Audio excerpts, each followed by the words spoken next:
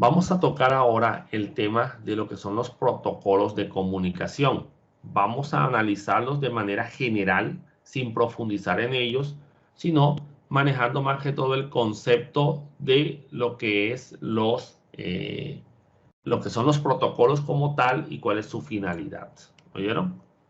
Entonces, en este caso, debemos tener claro primero el concepto de protocolo, que es una definición global y general, y luego el concepto de protocolo de comunicaciones y cuáles son los protocolos que han existido y cuál se usa en la actualidad. Bueno, hablando de protocolos como concepto general, se dice que es un conjunto de ciertas reglas establecidas, por ejemplo, para el trato social. O sea, son un conjunto de reglas. Eso es un protocolo, el cómo hacer ciertas cosas. ¿Sí? Un conjunto de reglas formales establecidas para, por ejemplo, los actos diplomáticos y las ceremonias oficiales. ¿Ya? Entonces, hay diferentes protocolos a nivel mundial. Incluso existen, por ejemplo, los protocolos de etiqueta que tratan sobre el trato social y estos son muy variables según la región, según la cultura en la que te encuentres. ¿Sí? Aquí tenemos la cultura de saludar de mano. En otros países, bueno, ya toca dejar esa cultura también por el problema de la pandemia, pero bueno, en otras culturas, como la cultura oriental, la del lejano oriente, ellos se inclinan. E incluso, no crean que se inclinan y ya, tienen diferentes tipos de inclinaciones que pueden hacer, según lo que quieren decir. Por ejemplo, si tienen una persona de un rango, un nivel mayor al tuyo, tú tienes que inclinar más la cabeza que él, ¿ya? Cosas por el estilo a nivel de si estás saludando a una persona para retarla porque le estás haciendo algún tipo de desafío, ¿cierto? Si colocas las manos a los lados, si colocas las manos de frente, pues según lo que estés así, como saludes, pues así le estás indicando. Si lo miras a los ojos, no confías en esa persona, cosas así, ¿listo?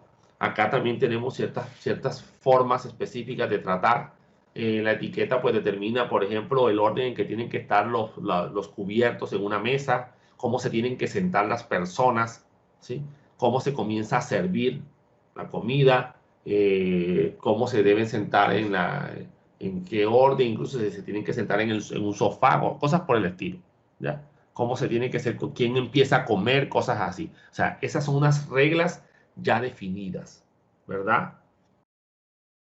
Tenemos, por ejemplo, el protocolo del Convenio de Ginebra, que fue cuando se definieron lo que eran los crímenes de guerra, cosas que no se debían hacer durante la guerra, como atacar, por ejemplo, a civiles indefensos.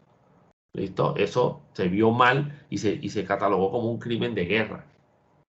¿Ya? Entonces, eso no se debe hacer en una guerra porque los civiles no tienen la culpa de lo que está sucediendo y ellos son víctimas, digamos, de ese proceso. Entonces, un soldado de un ejército enemigo no tiene por qué torturar ni matar a los civiles de otro ejército. Es más, tampoco se debe maltratar a los soldados enemigos si son capturados, porque simplemente hey, ellos están cumpliendo con su deber. ¿Ya? No los puedes tratar como un criminal normal. O no los puedes tratar como un criminal porque no lo son. ¿Ya? El protocolo de Kioto, que es el que se creó para determinar el problema del cambio climático y las acciones a seguir. No lo respetan de a mucho, pero bueno, ahí está el protocolo para el procesamiento del cambio climático. Que ya le están prestando bastante atención porque la cosa se está poniendo grave. ¿Ya? Entonces, esos son protocolos, esas reglas que te determinan el, el cómo hacer las cosas según el mecanismo específico o de lo que se esté hablando en particular dentro de dicho protocolo. Ahora, cuando hablamos de protocolos de comunicaciones, que también los existen, por ejemplo, en el habla, en el idioma español, los protocolos de comunicaciones, como dice aquí, son conjuntos de normas y reglas que deben seguir dos o más entidades que deseen comunicarse entre sí. Quiere decir que si una máquina se quiere comunicar con otra, tienen que definir esa comunicación, ese protocolo que van a utilizar. Ya esos protocolos están establecidos y están estandarizados. Cuando tú entras a navegar en una página de internet, tú abres tu navegador de internet, ya tú al abrir el navegador, el software de navegación, estás especificando que te vas a comunicar a través de un protocolo que es el HTTP. Ahora, si tú usas ese software de navegación para querer comunicarte con un servidor de base de datos, tienes problemas, porque el servidor de base de datos habla otro protocolo distinto al tuyo. No te vas a poder comunicar, ¿sí? Entonces, obviamente, pues, profe, y los software estos que se utilizan con PHP y Miami, por ejemplo, para acceder a una base de datos, ya eso es otra cosa distinta. Porque por arriba tú te estás comunicando por HTTP, porque tú lo estás haciendo por HTTP. Pero internamente tu protocolo interno, tu sistema de software interno está mandando mensajes por la base de datos. Pero ya eso es otra cosa, ¿ya? Entonces, lo que quiero decir es que ya tú ahí defines qué protocolo vas a utilizar. Del conjunto de protocolos existentes, cuál quieres comunicarte. Si vas a enviar un correo electrónico, por ejemplo, tienes que usar un protocolo SMTP, de Simple Mail Transfer Protocol. ¿Sí? Protocolo para transferencia de correo simple, que es el que se utiliza para eso. Gmail se visualiza a través de HTTP, a través de la página web, al igual que Outlook y todos estos sistemas de correo. Pero para poder enviar los mensajes internamente, ellos no van a usar HTTP, ellos usan SMTP, ¿ya? Para poder enviar los mensajes, porque eso lo hace el servidor de correo. El HTTP es solamente para poder visualizar en la pantalla la información, nada más. Entonces, fíjense, cada elemento tiene su protocolo específico de comunicaciones, ¿ya? Entonces, hay una gran cantidad de protocolos de comunicaciones existentes y cada vez surgen más. WhatsApp tiene su protocolo. Bueno, Facebook es HTTP, pero el Messenger pues tiene también su protocolo de comunicaciones. Entonces, van surgiendo nuevos protocolos. Algunos se vuelven estándares. O sea, son aceptados por la comunidad y se genera lo que se conoce como un estándar enseguida, un estándar de facto, por ejemplo, ¿ya? HTTP es un estándar de comunicaciones, porque vieron lo eficiente que es, lo simple que es las comunicaciones aquí, y obviamente todo el mundo lo aceptó. Entonces el protocolo HTTP fue aceptado a nivel mundial y todo el mundo comenzó a utilizarlo, ¿ya? Esos protocolos están escritos en documentos. Esos documentos se les llaman RFC. Más adelante las vamos a ver, ¿sí? Las requests for comment o las peticiones por comentario. En ese documento o en esos, porque pueden ser varios, especifican las características del protocolo y qué tipos de mensajes y cómo debe ser la estructura de los mensajes que se van a enviar. De tal manera que todas las empresas que quieran construir software que use ese protocolo se basen en las mismas reglas, porque ese es el protocolo, las reglas específicas. De tal forma que no importa si lo construyó Microsoft, no importa si lo construyó la gente de Red Hat, no importa si lo construyó la gente de Ubuntu, si lo construyó la gente de Apple, de Android, de Samsung, no importa quién lo haya construido. Todos hablan el mismo idioma, todos siguen las mismas reglas. Y por eso mi computadora Windows se comunica por la página web con el servidor Linux de Google, sin ningún problema, ¿ya? Y con el servidor Microsoft de Microsoft, ¿sí? El servidor Windows de Microsoft, el de Outlook, por ejemplo, ¿ya? Entonces, no hay problema ahí, porque todos se basan en las mismas reglas, en el mismo protocolo de comunicación. ¿Listo? Y ahora, protocolos ha habido muchos, ¿oyeron? Ha habido muchísimos protocolos. Originalmente, señores, cada empresa tenía sus propios protocolos de comunicación. De tal manera que unos equipos de una empresa no se podían utilizar o no se podían comunicar, ¿verdad?, con los equipos de otras empresas. Al inicio, cuando digamos que comenzaron a llegar a nivel comercial los computadores aquí en Barranquilla, estoy hablando por allá del año 90 y algo, ¿sí? Llegaron unos computadores marca Compaq, ¿sí? Compaq Presario. Traían un sistema operativo que era el Windows 3.1, un sistema operativo bastante viejito ya, que de pronto, seguramente ustedes ni supieron que ese Windows existía, a menos que les hayan hablado de él. Eso lo vendía una empresa de máquinas de coser llamada PAF. El NT no. ¿Cómo? No era el NT Pro. No, anterior al NT. El Windows NT era un Windows para redes empresariales. El 3.1 tenía su versión 3.11 que era para las empresas y el 3.1 era para las casas. Esa versión de Windows 3.1, por ejemplo, no se podía conectar a Internet. ¿Ya? En esa época Microsoft no le apuntaba a eso. Pero bueno, es la frase que tienen ustedes ahí al inicio del curso, dice Internet. No estamos interesados en eso. Eso fue un comentario que hizo Bill Gates aduciendo que Internet no iba a demorar, que era simplemente una moda pasajera. Entonces, esos computadores no se podían conectar a Internet. ¿Por qué? Porque no tenían el protocolo para Internet. Tenían un protocolo propio de Microsoft, ¿verdad? Para las comunicaciones de Microsoft, ¿sí? Que era el NetBIOS. Apple tenía su propio protocolo también de comunicaciones para sus equipos Mac, que era el Apple Talk, ¿ya? Entonces, no había forma de que un Windows se comunicara con un Mac, ¿sí?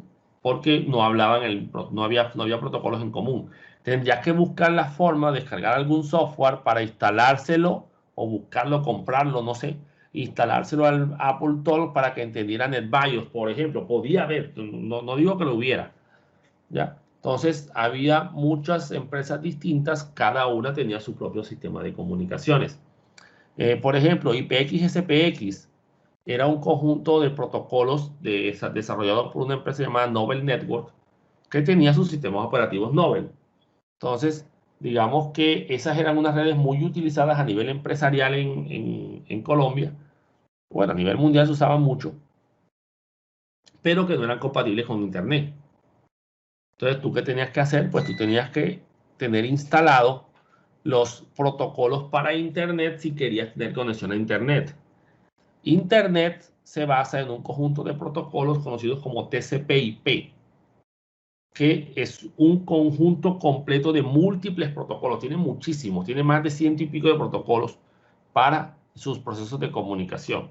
Hay unos protocolos que son comunes a muchas comunicaciones debido a los sistemas de organización en capas que vamos a ver más adelante. Y hay otros protocolos muy específicos según el tipo de comunicaciones.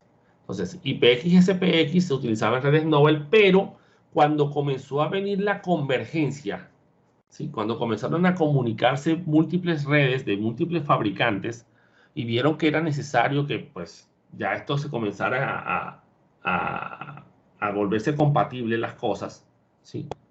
Digamos que en ese caso muchas empresas, Microsoft por ejemplo implementó sus versiones del protocolo IPX-SPX en caso de que una máquina Windows requiriera conectarse a una red Novell. También tenía su versión de TCP/IP en caso de que una máquina Windows requiriera conectarse a una red LAN que utilizara Internet, que utilizara los protocolos TCP/IP de Internet. En ese caso, pues Microsoft te da la posibilidad de que tú le agregaras esos protocolos. En el Windows 3.1 no existía la posibilidad. En el Windows 95 tú tenías que instalarlos. Instalarle esos drivers para TCP/IP. ¿Ya?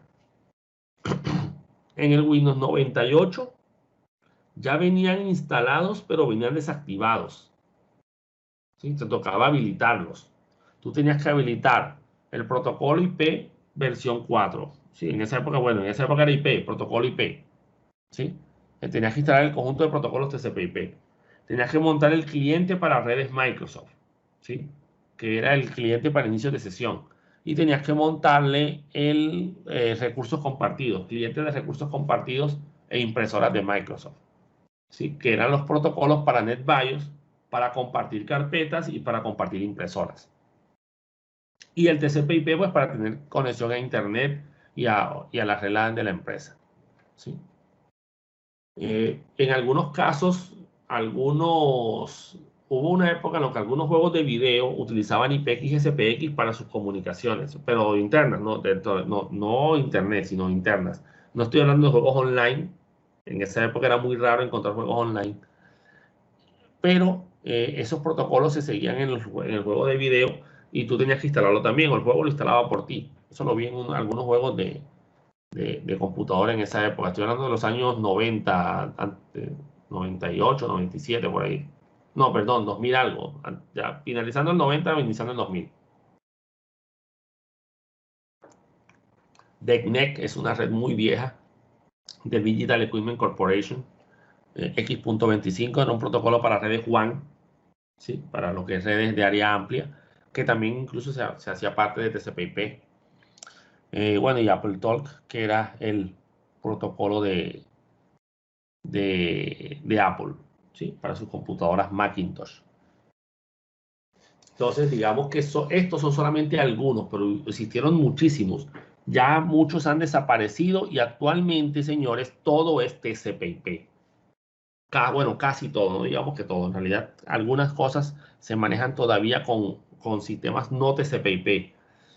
Pero digamos que la tendencia es a migrar todo hacia allá. Todo hacia el conjunto de protocolos TCP/IP. TCP/IP nació con Unix, ¿sí? Con el sistema operativo Unix. Entonces, cuando se liberaron las tecnologías, digamos, con el nacimiento de Internet, cuando la empresa DARPA, ¿sí? Que es la que creó prácticamente la red ARPANET, que fue la pionera en la que dio origen a todo lo que es Internet. Incluso ya cuando cuando DARPA, que era una empresa privada contratada por el gobierno de los Estados Unidos, que construyeron ARPANET como un sistema de comunicaciones para manejar privacidad en esas comunicaciones y que nadie se pudiera comunicar con ellos, pues nadie pudiera entenderlos.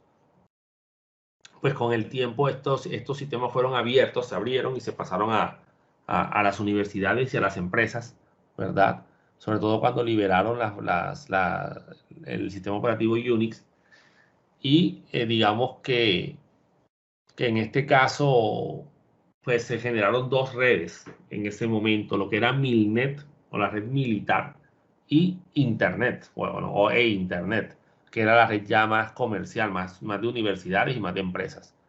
Y eso se comenzó a masificar. Incluso, pues, por ahí en la historia de todo esto aparece también eh, espías de la KGB secuestrando científicos norteamericanos para que ayudaran a descifrar lo que era Internet en esa época y a permitir las comunicaciones y unirse a esas redes también. Entonces, en ese caso,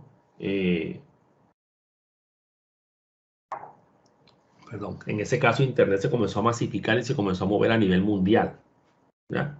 Entonces, muchas organizaciones comenzaron a unirse a estas conexiones y todas se basaban en TCP/IP. Entonces, ¿qué pasa? Que con el tiempo TCP/IP se volvió el estándar que es ahora y todo tiende a llevarse hacia allá.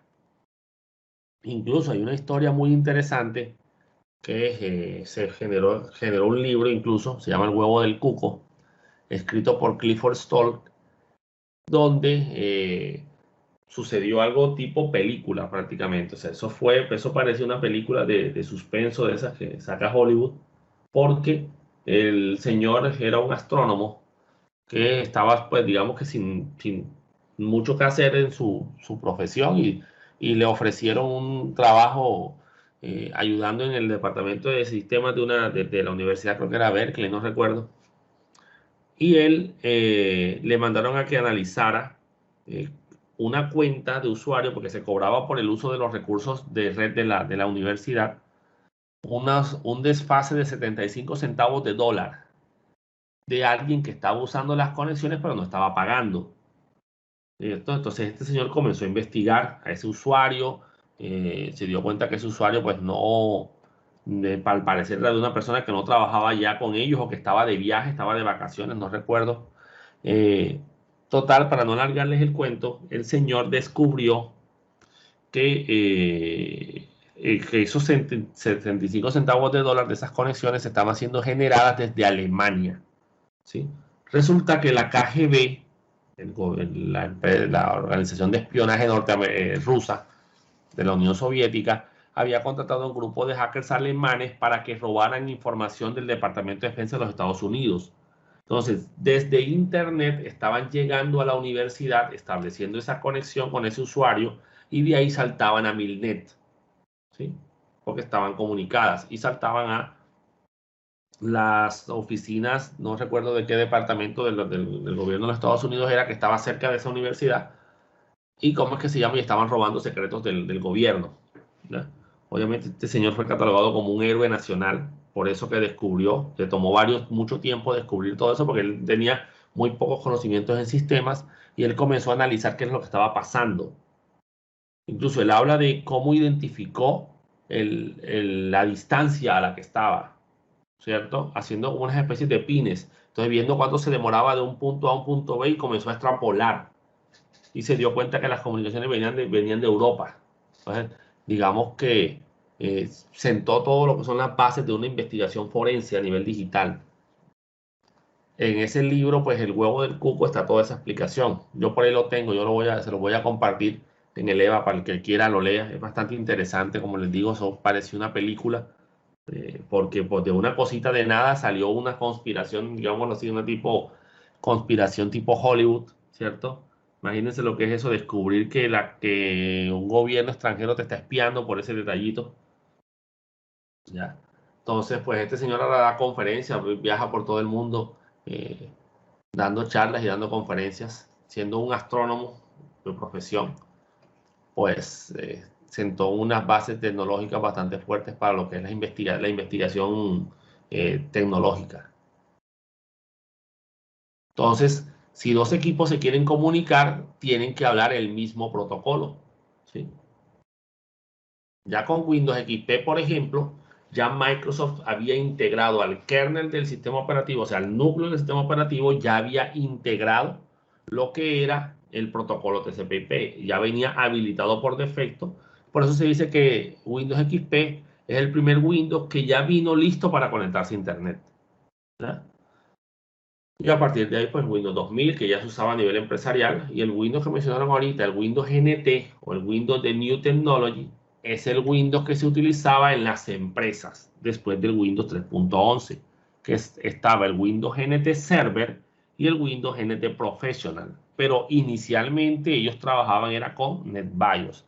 Después incluyeron TCP/IP y NetBIOS pasó incluso a formar parte de protocolos de TCP/IP, lo que es el protocolo CIFS, ¿sí? El Command Interdomain Server, File Server, ¿sí? Que es el sistema de archivos comunes de Internet, de intercomunicaciones, digámoslo así. Que es lo que es el que se encarga de compartir las carpetas en red.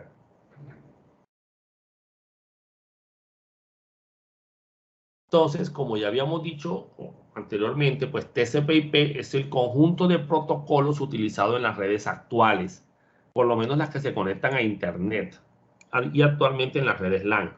Los mismos protocolos de comunicaciones que se usan en redes LAN son los mismos que se usan en Internet. Lo único que cambia en los protocolos o en los estándares de comunicaciones basados en redes TCP/IP es que a nivel de WAN se usan unos protocolos de conexión al medio, o sea, de acceso al cable, distintos a los que se usan en Internet, porque se usan diferentes mecanismos de comunicación, ¿sí? Diferentes sistemas físicos, diferentes tipos de cableados. Entonces, Internet o TCP/IP, digámoslo así, nació, como ya les había dicho, con la red ARPANET, que es la pionera de Internet, desarrollado por la empresa DARPA y que después pasó a manejo público, digámoslo así. Hay una serie de empresas a nivel mundial que se utilizan para regular Internet. Ojo, regularlo, no controlarlo ni cobrarlo. Internet está abierto para que lo usen como deseen. Obviamente hay ciertas particularidades, hay ciertas características de las comunicaciones y de los protocolos que permiten implementar ciertos mecanismos de seguridad. Hay ciertas condiciones, por lo menos en algunos protocolos como IP, que tienen valores reservados específicamente para departamentos de seguridad de gobiernos que solamente pueden ser utilizados por ellos. Entonces, digamos que ya son particularidades muy propias. De todas formas, Internet nació para ser funcional y no para ser seguro. Internet se ha ido asegurando poco a poco, ¿ya? Entonces, tenemos este conjunto de protocolos, porque TCP/IP, como les había dicho, no es un solo protocolo, sino un conjunto de más de 100 protocolos. Cada uno se encarga de algo muy particular en la comunicación. Entonces, todo equipo que desee conectarse a Internet o a una red LAN en la actualidad debe implementar los protocolos de TCP/IP. Entonces, y debido a esta masificación, actualmente todos los sistemas operativos lo incluyen en sus núcleos. Los celulares también lo tienen, los computadores de escritorio, los computadores portátiles, ¿sí? Incluso con el manejo de lo que se llama el IoT o el Internet of Things, Internet de las cosas, estos equipos del hogar también se establecen con comunicaciones TCP/IP. Nuestros televisores, nuestras neveras, ¿cierto? Hornos de microondas, lavadoras, los equipos electrónicos caseros se pueden conectar a Internet. Obviamente los que tienen la tecnología de IoT. Los wearables son la ropa inteligente. Miren, ya no solamente hay teléfonos inteligentes, ya no hay relojes inteligentes, también hay ropa inteligente, gafas, ¿sí? Gafas que se conectan a Google Maps, por ejemplo, y te dicen por dónde vas. Que vas a un supermercado y lo conectas al sistema del supermercado y él te va diciendo dónde están los productos. Y coges el producto y te dice qué producto es y qué precio tiene.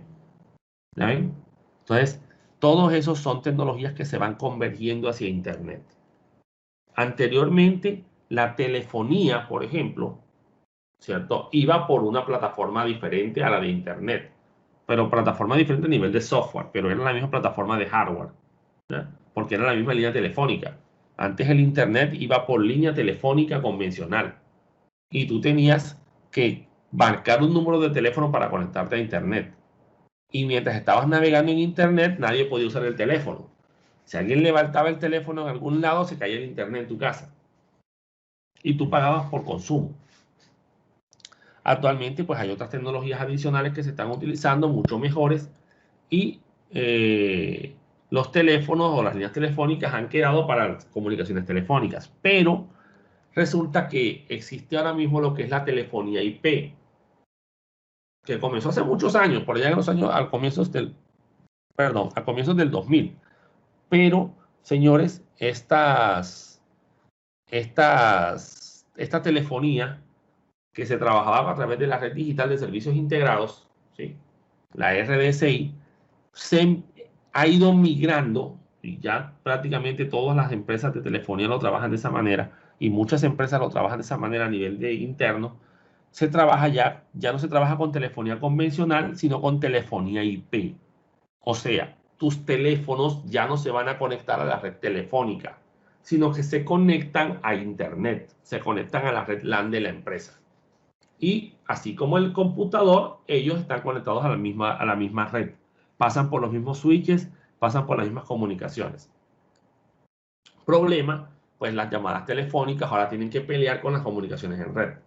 Entonces tocó implementar los mecanismos que les dije antes de calidad del servicio para que las llamadas telefónicas tuvieran prioridad en las comunicaciones, por ejemplo, y no se vieran afectados por las transmisiones de otras cosas o de otros datos en la red de computadoras.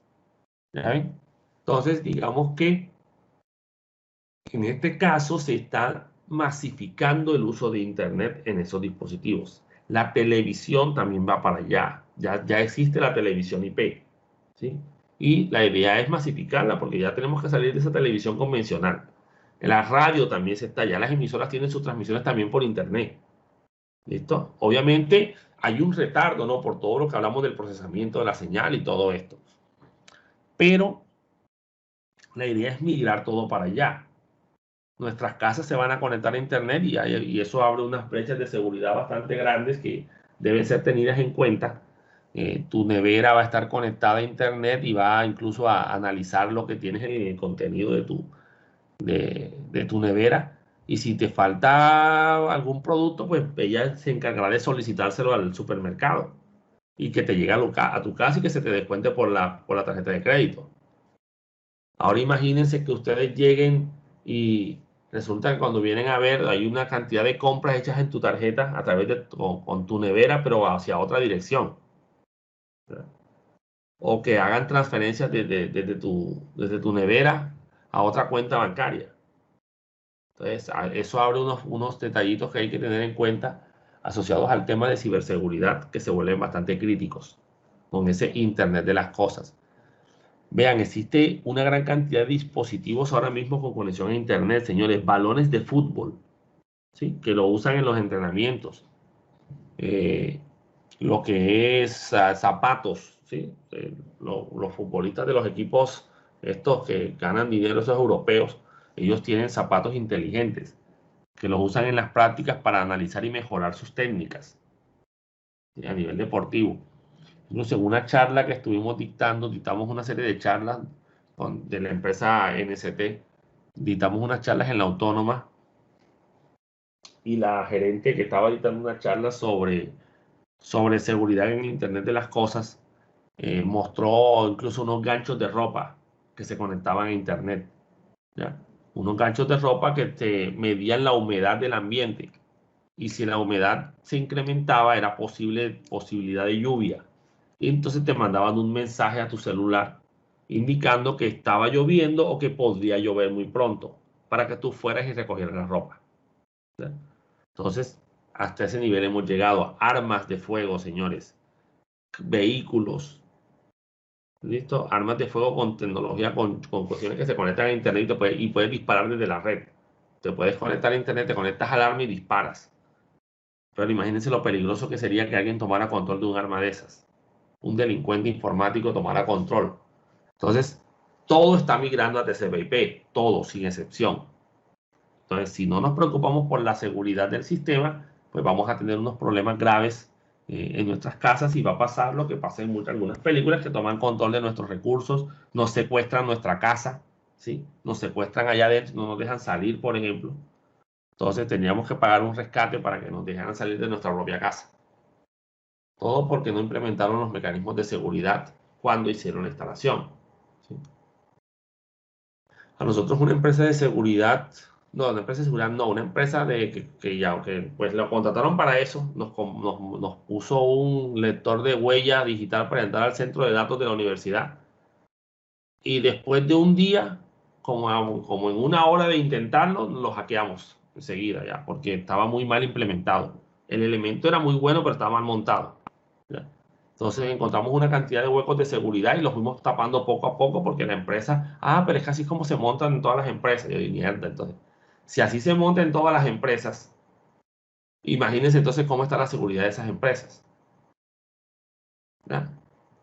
Porque sería muy fácil encontrar y hackear esos sistemas a través de la red y lograr entrar al centro de datos de la empresa y todo esto. Claro, eso lo pudimos hacer desde la red LAN, ¿no? No desde Internet porque esos sistemas no estaban expuestos en Internet. Muy bien, entonces el conjunto de protocolos TCP/IP es lo que se usa en la actualidad, señores. ¿Listo? Entonces, todo el que quiera navegar y todo, Apple, Windows, Linux, los sistemas Unix, Android, ¿sí? Aunque Android es un Unix, el iOS de Apple, el sistema operativo de los dispositivos móviles, todos vienen integrados ya con TCP/IP. Y todos entienden HTTP, SMTP, DNS, toda una serie de protocolos que se utilizan o que hacen parte de este conjunto de protocolos. Tengan claro, TCP/IP no es un protocolo, es una suite o un conjunto de protocolos. Entonces encontramos aquí, por ejemplo, protocolos organizados en capas. Cada color representa una capa dentro del modelo de comunicaciones, en este caso de TCP/IP, que como vamos a ver más adelante, es un modelo de 4 capas. Comenzamos aquí con lo que es el protocolo HTTP, FTP, DNS, SMTP, RTP y DNS repetido ya por una particularidad propia del protocolo, pero que son protocolos de aplicaciones, o sea, de las herramientas de software que nosotros utilizamos. Cada vez que tú abres un navegador de internet y te vas a comunicar con una página, un servidor web, por ejemplo, con Google o con la americana, pues tú estás usando un protocolo llamado HTTP. Es más, tú lo ves, si tú seleccionas la URL, tú ves que dice HTTP, bueno, dice HTTPS, que es lo que más se usa ahora, pero porque incluye una capa de seguridad adicional. Pero en sí el protocolo es HTTP. Lo que sucede es que implementa un mecanismo llamado TLS, de Transport Layer Security, para cifrar la comunicación. Pero por debajo todo es HTTP, de Hypertext Transfer Protocol, protocolo para transferencia de hipertexto. Siendo hipertexto que la página, el archivo de la página web, el código en el que está escrito, el famoso lenguaje HTML. ¿Ya? FTP es File Transfer Protocol para transferencia de archivos de un lugar a otro, archivos de cualquier tipo. DNS es el Domain Name System, sistema de nombres de dominio, es el que te permite a ti identificar computadores por un nombre y no por una dirección. ¿Listo? Cuando tú, por ejemplo, vas a coger un taxi, tú coges el taxi y tú no le vas a decir, a menos que sea un sitio muy conocido, tú no le vas a decir, no, por favor, lléveme a la casa del profesor José Palacio, porque el taxi no va a saber dónde es, ¿ya? Entonces, el sistema DNS es una forma de, a través del nombre, si a través de darle un nombre a un servidor, tú seas capaz de encontrar la dirección de ese servidor. O sea, por ejemplo, que tú le dices al taxista, necesito ir a la casa del profesor José Palacio, y él comienza a radiar y a preguntarle a su operadora, mira, necesito la dirección del señor José Palacio. Y ella busca, y aquí está, él vive en la calle tal con carrera tal. Ah, listo, gracias. Entonces, ese cambio, ese sistema que te permite que tú le des un nombre y él te devuelva la dirección para poder llegar hasta donde está asociado ese nombre, es el sistema DNS. O sea que el servicio DNS es, digamos que el core de funcionamiento de las búsquedas de la información en las redes. ¿Sí? Toda empresa debe, bueno, que tenga internet y que tenga red LAN interna y que tenga, perdón, que tenga máquinas identificadas por nombres, ¿verdad? Deberá tener un sistema DNS que le haga esa resolución. Que tú le digas el nombre y él te diga cuál es la dirección. ¿Ya? Entonces, si ustedes se han percatado de la configuración de su sistema operativo de red, ustedes van a darse cuenta que aparecen unos parámetros de dirección IP, algo llamado máscara de subred, que es lo que vamos a hablar más adelante, gateway, que también lo vamos a mencionar más adelante, y aparecen servidores DNS. ¿Sí? Esos servidores DNS son los que te hacen, que te facilitan la vida a ti y tú no tengas que estarte aprendiendo las direcciones IP. No, que Google es 172.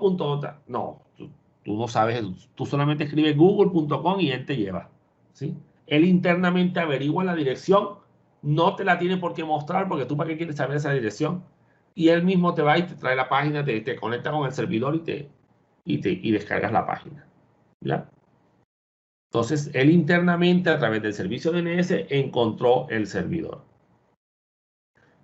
Bueno, de Google tiene unos DNS públicos que son los que él le permite a la gente para trabajar, pero tengamos claro algo, ¿sí? Yo también los tengo configurados porque son muy rápidos y son muy buenos, pero cada vez que yo quiera buscar un nombre de un sitio, de una página, que es lo que más usamos nosotros, por ejemplo, él tiene que irse hasta San Francisco, que es donde está ese servidor, y regresar.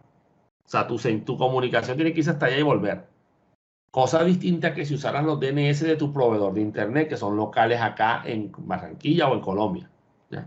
Entonces, también eso hay que tenerlo en cuenta. Pero hay que ver que los servidores de Google son muy buenos. ¿Sí? Muy bien.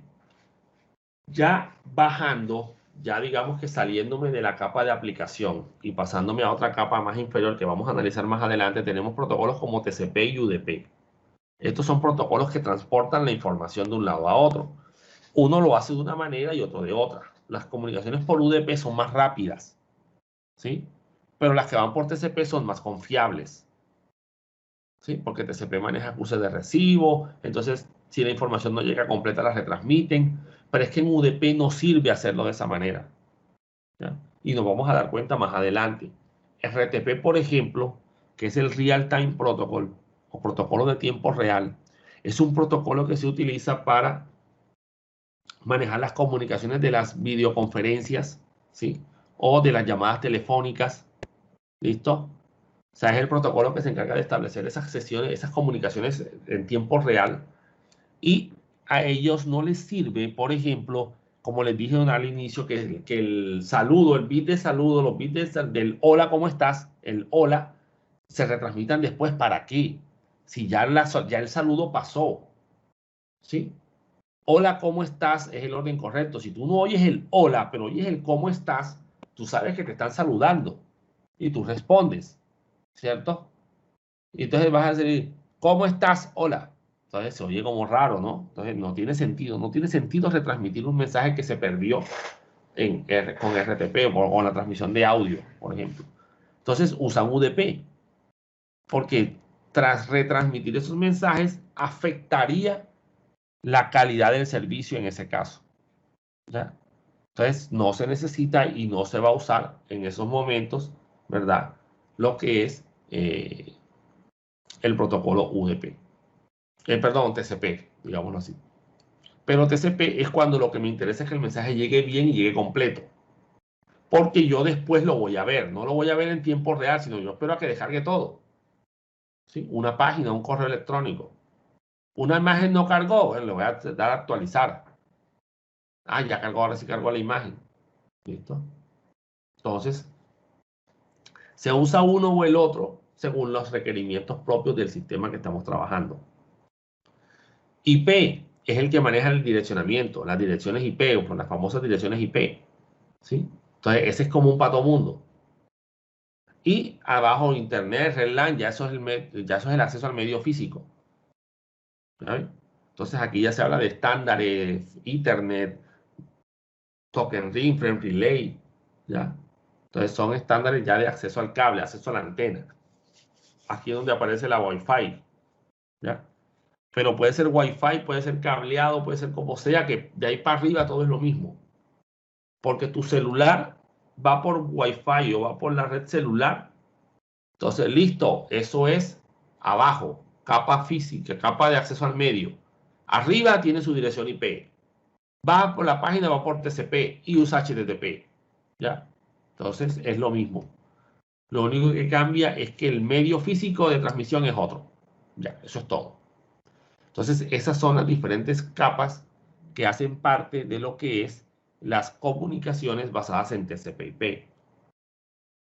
Vamos a ir poco a poco analizando estos elementos, los relevantes a nivel técnico, por así decirlo, y vamos a, más adelante o a futuro, ya en las clases de redes allá en octavo, pues ahí sí van a desglosar más a fondo cada una de estas capas y van a hablar de la estructura de IP, van a hablar de la estructura de TCP, cómo se comunican, ¿sí?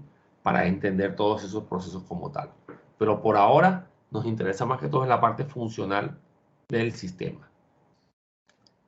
Bueno, señores, con eso terminamos el tema del día de hoy. Nos veremos en la próxima clase.